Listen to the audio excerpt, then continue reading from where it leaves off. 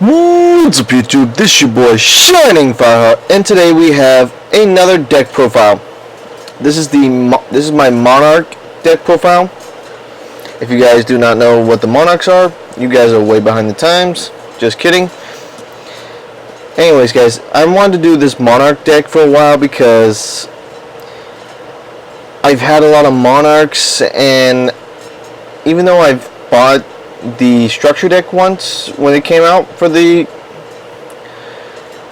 Monarchs, I wanted to build my own deck, so I took apart the structure deck, took all the Monarchs I had and built them into this deck right here, along with the vassals. Try to get as many as my Mega Monarchs I have into it. So yeah, I got Mega Monarchs, I got the two Ultimate Monarchs in here, the light and the dark one. I got a lot of them, guys, so let's get right into this let's start off with Mithra, the Thunder Vassal.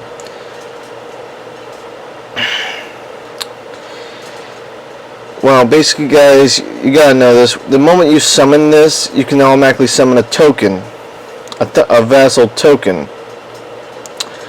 But it goes to your opponent's side of the field, which not bad unless you use the spell Tribute Summon, which would automatically allow you to sacrifice one of your opponent's monsters right at that moment, and one of your monsters to summon out an even higher level monster. Next up, we have two Lucius the Shadow Vessel. Now, you have to banish a level 5 or higher monster from your graveyard to special summon this card from your hand. But it can be very useful if you need it, because, well, you can look at set cards your opponent controls, which would mean your the spells and traps or face down monsters that your opponent has waiting to lay a trap for you. So I say that's pretty useful, especially if you're going to just use it to sacrifice for the Dark Monarch, or the Shadow Monarch, I should say. Next up we have is Landrobe, the Rock Vassal. Oh, it's not.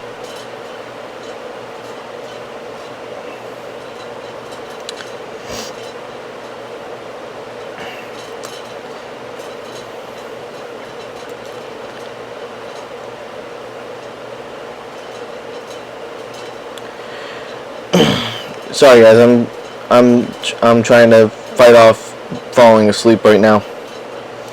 My eyes are literally twitching, telling me, "Hey, it's time for you to lie down." But I can't do that because I gotta make these videos for you guys. And if I want to do this before my 100th video and my birthday, to open up 100 packs, because I have 100 packs, guys. 100 random packs I just pulled out of a box. And there's still more packs in there.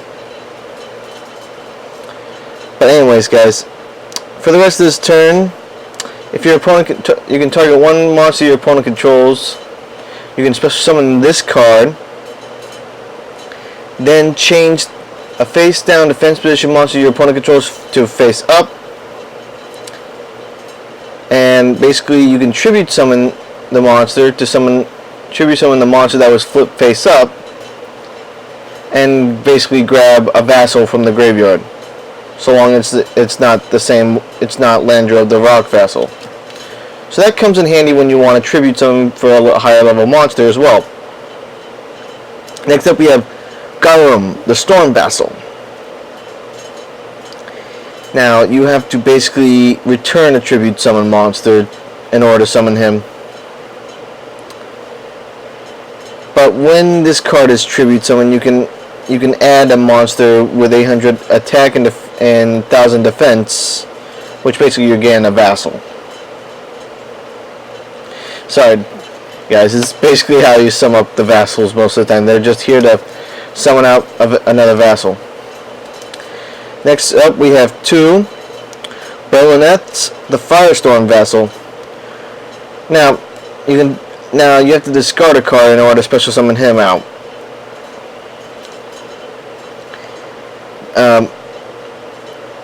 But when you use him to tribute summon, you can look at your opponent's hand and you can banish one card in there to the end phase.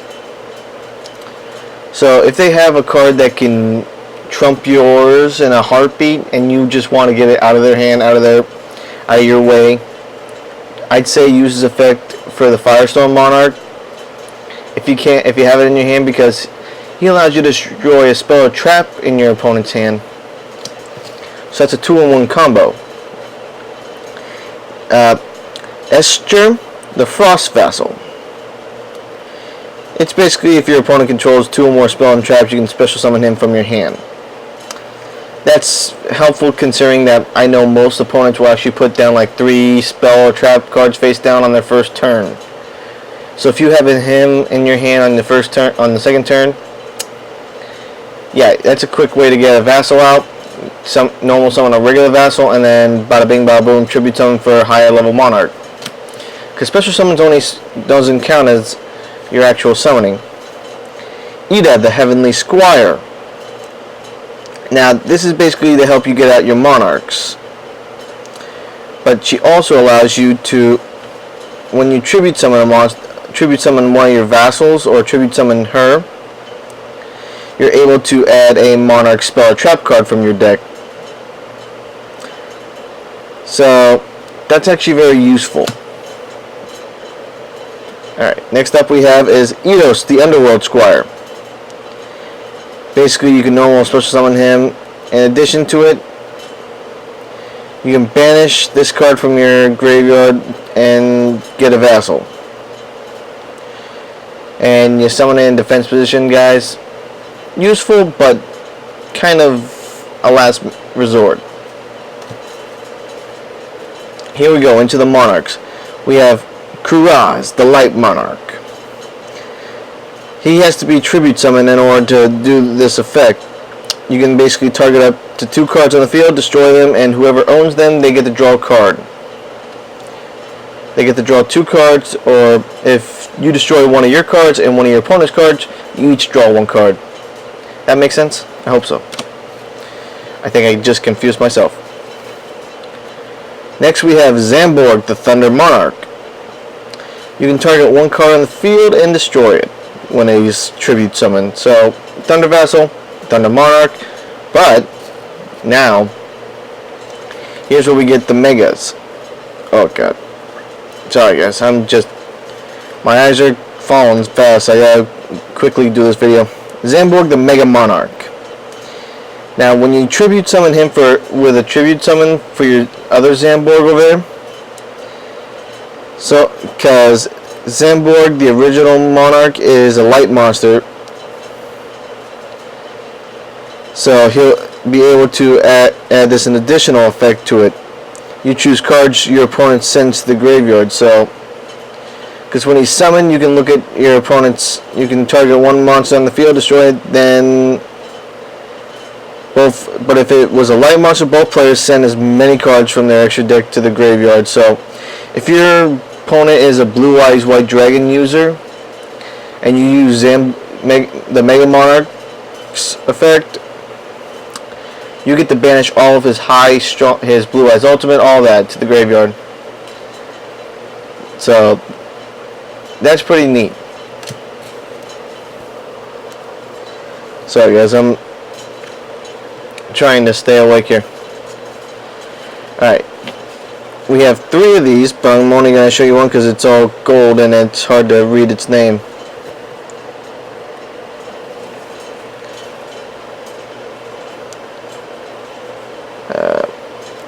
Agmarl, the Fiendish Monarch. Sorry guys, it's hard to read his name because it's in gold. When he's tribute summoned, you can banish a spell card from your graveyard and add the same one from the. So basically, you're banishing one Monarch spell for another Monarch spell that's in the graveyard to add it from your deck to your hand.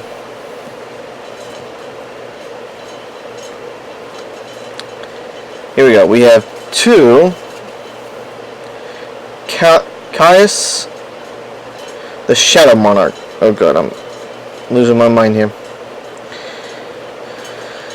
Basically, you can remove from play a monster on the field. If it's a dark monster, inflict 1,000 points of damage. Basically, his effect. There's nothing much to his effect but that, guys, so I don't really want to push the shove that one in. When Grand Marg, the Rock Monarchs, tribute summon, you can target one set card on the field and destroy that card. Whether it's a defense position monster or a face down spell trap. Reza, the Storm Monarch. When he's tribute summoned, you can basically target a card on the field and place it on the top of the deck, whoever card it is. Alright. 2, the Thestalios, or Thestalos, the Firestorm Monarch. Okay, I'm trying to rub my eyes to keep me from falling asleep, guys. I'm clocking. Discard one random card from your opponent's hand, then if it was a monster card, inflict damage to your opponent equal to its original level. So, say you banished a high-ranking Monarch in your hand. Whatever level it was, your opponent takes that much damage. So, most Monarchs are either level 6 or level 5, so that'd be like 500 to 600 damage. Mega Monarchs are probably level 7 to level 8. And the Ultimate Monarchs, I believe, are probably level 9 to 8. I don't know. I forget. We'll find out here.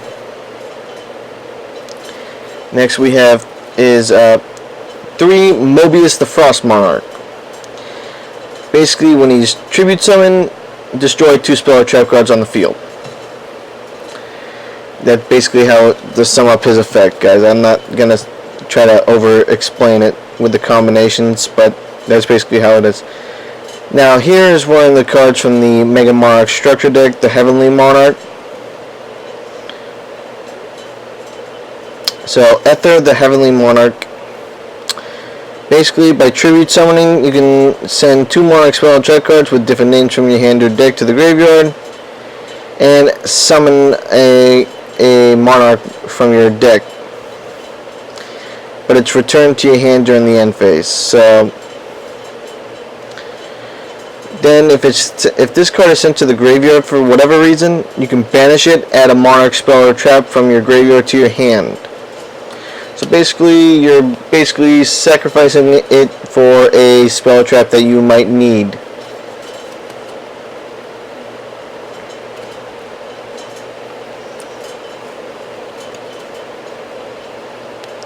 Now, Erebus, the Underworld Monarch.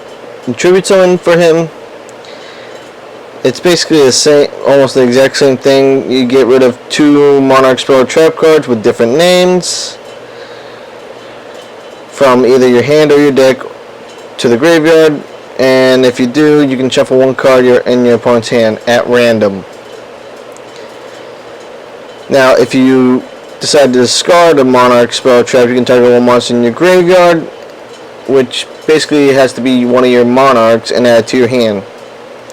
So his effect works differently, but it's still helpful. Otherwise, unlike the Heavenly one, where you have to banish it in order to get a Monarch spell or trap back, which stinks, guys. Come on. Now, the only monster who's not a Monarch in this deck is Illusionary Snatcher. Reason why is he is a 2400 attack and 1000 defense. Now, when you tribute summon a monster, you can basically special summon him out, change it to whatever type and attribute and level as the card that you just tribute summoned. So that's pretty neat. So he's basically like your little own personal hidden Monarch, even though you don't really need him. Persist of the Monarchs. You send a Monarch spell or trap card to the graveyard, draw 2 cards. Then you can banish this card immediately. Choose from 3. Have your opponent choose from one of 3 cards you're selecting from your deck. Once they choose, then you can add that to your hand. you can only use one of these cards once per turn. That's why I only put one of them in there, because I have other plans for this deck, and it doesn't seem like a very useful card that can only be used once. Tenacity of the Monarchs. You reveal a Monarch in your hand, add a Monarch spell or trap from your deck to your hand. Basically all you do. Now, here's the feat spell, Domain of the True Monarchs. Yes, this has no extra deck, but it has to explain that you cannot use anything from the extra deck so when this card is on.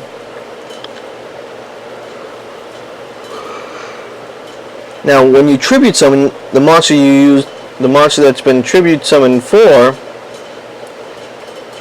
that was used to bring out the tribute summon, the monster that's now taken its place gains 800 attack during battle. And basically also you can reduce the level of one monster, like your Heavenly or your Underworld Monarch, in your hand by 2 until the end. So you can basically make it a level 6 to 5 and tribute summon it right away, instead of having to sacrifice 2. Next, I know you guys saw, was March of the Monarchs, 3 of them. Now, this is a continuous spell. Tribute summon monsters you control, targeted by or destroyed by card effects. You cannot special summon monsters from your extra deck. So basically, you cannot be targeted or destroyed by any card effects. So that's useful to save your Monarchs. So only by battle can they be destroyed. Next up, we have Return of the Monarchs. Basically, you can only use one of these effects. If you add a Monarch from your hand, when you tribute someone, you can use one of these effects. Either add a regular Monarch, or get the Heavenly Monarch or the Underworld Monarch from your deck to your hand. That's basically a self-explanatory card. Now, I chose 3 strikes of the Monarchs because you can basically tribute one face-up level 5 or higher normal monster set monster. Then you can basically target one face-up monster on the field and negate its effects. But if this card's in the graveyard, you can also banish this card, declare one attribute, and all the monsters become that attribute till the end of the turn. Now here's one of the cards I use more often in this, and I know it's in gold, but the Monarch Storm's Fort. This card is useful if you have no monsters to tribute summon. You can use your opponent's monsters as your tribute. So if they got a high level monster out, you want to take advantage, you can basically tribute summon their monster to bring out your Monarch, then use the Monarch's effect to destroy another card or do whatever the effect tells you to do. So that's why I put 3 of those in there. That's to mess with my opponent. Restoration of the Monarchs. You basically bring the Underworld Monarch or the Heavenly Monarch back, or one of your other Monarchs. Bring it into defense position. When it leaves the field, but when it's destroyed, it leaves the field along with this equip spell. But you can also use this as 2 tributes now instead of 1 if you're going to summon a high level monster. Good and useful. Now, Soul Exchange. This is one of the cards I was talking about. For another way you can use your opponent's monster. So basically you tribute one of your opponent's monsters.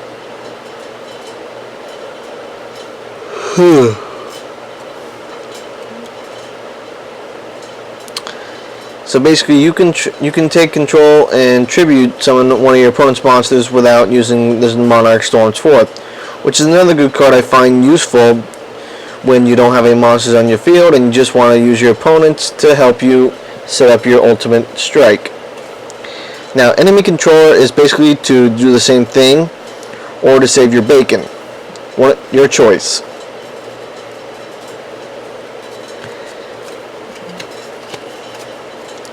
The Monarch awakens. Since this deck has no extra deck, you don't even have to read the very beginning. Basically, you can target one of your Monarchs. Its effects are negated, but it's also unaffected by the effects of other cards this turn. So no spells and traps can destroy it. Destroy your Monarch that turn. By order of the Emperor.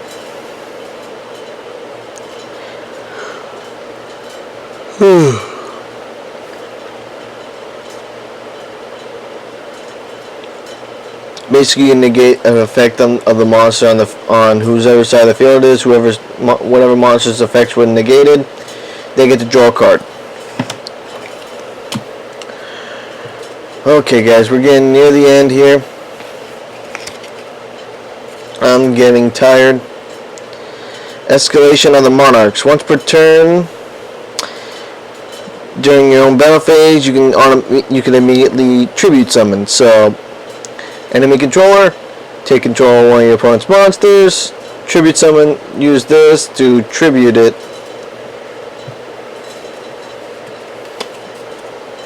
Now, the first Monarch, you're basically bringing back an effect, you're supposed to summon an effect monster. Oh, sorry guys, I'm yawning.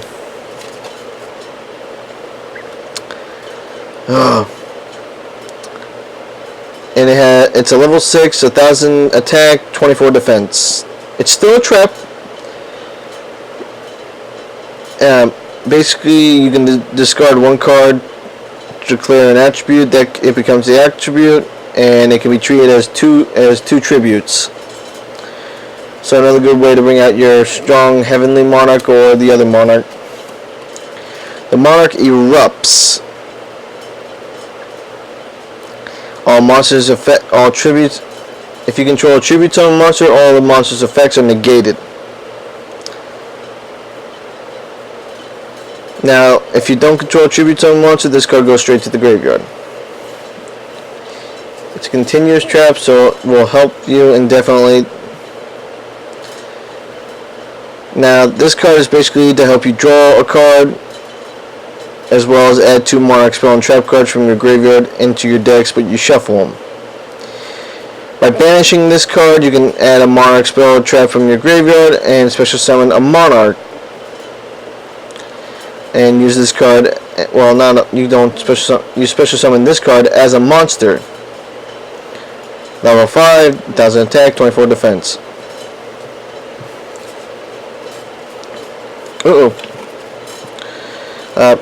Dark Advance.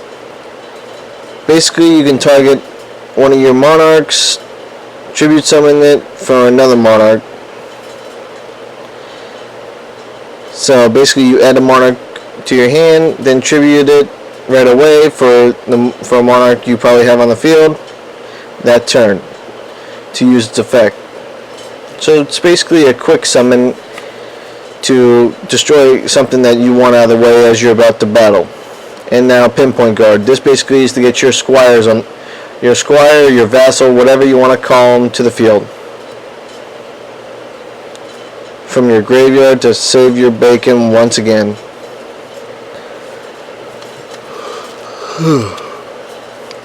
I'm sorry guys if I'm tired, I just can't help it.